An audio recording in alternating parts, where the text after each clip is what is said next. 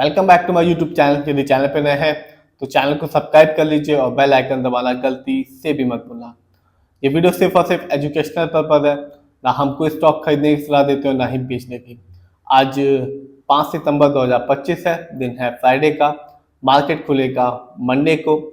आज मैं बात करने वाला हूँ एक ऑटोमोबाइल सेक्टर की कंपनी के बारे में, जिसको जो मोतीलाल ओसवाल है, उनके जो एक्सपर्ट्स हैं, उन्होंने प्रिडिक्ट किया है कि ये कंपनी अपने शेयर होल्डर्स को एक अच्छा खासा रिटर्न निकाल के दे सकती है लॉन्ग टर्म में।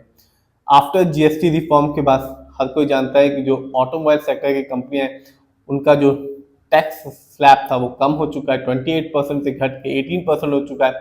तो ये प्रिडिक्ट किया जा रहा है कि जो ऑटोमोबाइल सेक्टर की कंपनी है वो एक अच्छा खासा रिटर्न निकाल के देंगी लॉन्ग टर्म में, क्योंकि लोगों के पास यदि पैसा होगा तो वो कार खरीदेंगे। बात किया इस कंपनी के बारे में, अशोक लेलैंड के बारे में, तो ये ऑटोमोबाइल सेक्टर की कंपनी है। 3 व्हीलर, बस, ट्रक्स ये कंपनी बनाती है और बेचती है।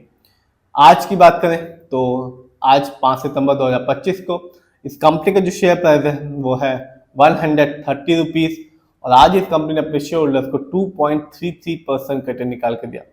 बात की जाए एक साल की यानी कि 2024 की तो कंपनी ने ये नहीं कह सकते कि लॉस दिया, लेकिन ये भी नहीं कह सकते कि कंपनी ने अपने शेयर होल्डर्स को माला माल कर दिया। इस कंपनी ने सिर्फ और सिर्फ 3.60% का रिटर्न निकाल कर दिया। कह सकते हैं मामूली से रिटर्न निकाल कर दिया। लेकिन बात की जाए यदि लॉन्ग टर्म की यानी कि 5 साल की, तो 5 साल में इस कंपनी ने अपने शेयर होल्डर्स को बिल्कुल निराश नहीं किया और ये बताया कि कंपनी लॉन्ग टर्म में एक अच्छा खासा रिटर्न देने का दम रखती है। इस कंपनी ने सिर्फ 5 साल में 271% का रिटर्न निकाल के दिया, यानी कि आज से ठीक 5 साल पहले 2020 में अशोक लेलैंड के शेयर प्राइस था सिर्फ और सिर्फ 34 रुपीज 8 पैसे का, जो आज के दिन बढ़कर हो चुका है 130 रुपीज का। तो ऐसा ही होता है, जो अच्छी कंपनियां होती हैं वो शॉर्ट टर्म में तो भले ही अपने शेयर होल्डर्स को रिटर्न ना दें, लेकिन लॉन्ग टर्म में जैसे जैसे समय बीतता है वो अपने शेयर होल्डर्स को माला माल कर देती हैं। बात की जाए इस कंपनी के स्टॉक के परफॉर्मेंस की, तो आप देख सकते हैं एक साल में इस कंपनी की जो हाईएस्ट शेयर प्राइस गया वो गया 134 रुपीज 31 पैसे, जबकि एक साल में इस कंपनी का जो लो शेयर प्राइस आया वो रहा 95 रुपीज 93 पैसे। इतना ही नहीं, यदि हम इस कंपनी कुछ इवेंट्स को देखें तो कंपनी ने 2025 में 16 जुलाई 2025 को अपने शेयर होल्डर्स को बोनस शेयर दिया 1:1 के रेशियो में, यानी कि जिस भी शेयर होल्डर्स के पास इस कंपनी का एक शेयर था उसको एक एक्स्ट्रा फ्री में शेयर मिला। यानी कि यदि मेरे पास इस कंपनी के 1000 शेयर थे तो कंपनी ने मुझे 1000 शेयर फ्री में दिए। इतना ही नहीं, इस कंपनी ने बोनस शेयर तो दिया ही दिया, इस कंपनी ने अपने शेयर होल्डर्स को डिविडेंड भी दिया। कंपनी ने 22 मई 2025 को अपने शेयर होल्डर्स को डिविडेंड दिया 4 रुपीज 25 पैसे का। तो जिस भी शेयर होल्डर्स के पास इस कंपनी की एक अच्छी खासी शेयर की क्वांटिटी होगी उसे एक अच्छा खासा डिविडेंड का अमाउंट देखने को मिला होगा। तो कंपनी लॉन्ग टर्म में रिटर्न भी दे रही है, और बोनस शेयर भी दे रही है और डिविडेंड भी दे रही है। और जीएसटी रिफॉर्म के बाद ये डेफिनेटली ये होगा ही होगा कि लोग जो व्हीकल सेगमेंट में जाएंगे, व्हीकल खरीदेंगे, और जितनी भी ऑटोमोबाइल सेक्टर की कंपनियां हैं वो अपने शेयर होल्डर्स को कह सकते हैं कि माला माल करेंगी लॉन्ग टर्म में। बात की जाए इस कंपनी के फंडामेंटल्स की, जो कंपनी का जो मार्केट कैप है वो है 75,234 करोड़। ये कंपनी लार्ज कैप की कंपनी है, और जो लार्ज कैप की कंपनी का मार्केट कैप होता है वो है 7,000 करोड़ से लेकर 20,000 करोड़ या इससे ऊपर का। इस कंपनी का जो पीबी रेशियो है वो है 6.15। शेयर मार्केट में किसी भी कंपनी का जो पीबी रेशियो अच्छा कहलाता है 1 या तो बिलो 3। इस कंपनी का इंडस्ट्री पी है 27.31। शेयर मार्केट में किसी भी कंपनी का इंडस्ट्री पी अच्छा कहलाता है 20 से लेकर 25 के बीच में। इंडस्ट्री पी से ये साफ पता चलता है जो कंपनी का स्टॉक है वो मार्केट में कैसा है, चीप है या एक्सपेंसिव है। इससे ये भी पता चलता है जो कंपनी का स्टॉक है वो अंडर वैल्यूड है या ओवर वैल्यूड है। इस कंपनी के डेप्थ टू इक्विटी की बात करें तो कंपनी का डेप्थ टू इक्विटी है 4.08। कह सकते हैं मामूली सा लोन कर्ज है इस कंपनी पे, क्योंकि किसी भी कंपनी का डेप्थ टू इक्विटी शेयर मार्केट में अच्छा कहलाता है 1 से लेके 1.5 के बीच में।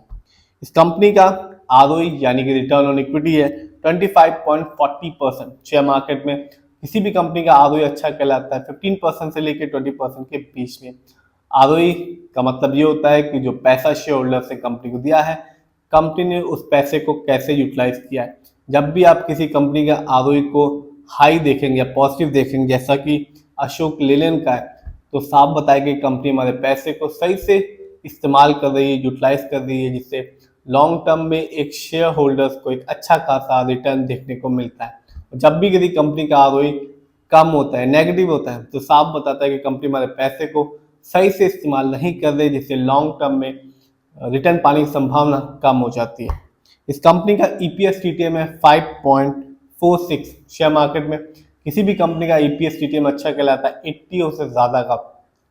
Earning per share telling 12 month का मतलब होता है कंपनी ने लास्ट 12 मंथ में कितना कमाया है। इस कंपनी का डिविडेंड यील्ड है 2.44%। शेयर मार्केट में किसी भी कंपनी का डिविडेंड यील्ड अच्छा होता है 2% से लेके 6% के बीच में। हाई डिविडेंड यील्ड अच्छा होता है, जो इंडिकेट करता है शेयर होल्डर्स को कि इस कंपनी के स्टॉक को अपने पोर्टफोलियो में ऐड करना चाहिए। बात करें इस कंपनी के फाइनेंशियल कंडीशन की, तो कंपनी का यदि हम रेवेन्यू देखें तो जून क्वार्टर में इस कंपनी का रेवेन्यू रहा 11,807 करोड़, जबकि ईयरली देखें 2025 में इस कंपनी ने ईयरली रेवेन्यू के मामले में कमाया 48,894 करोड़।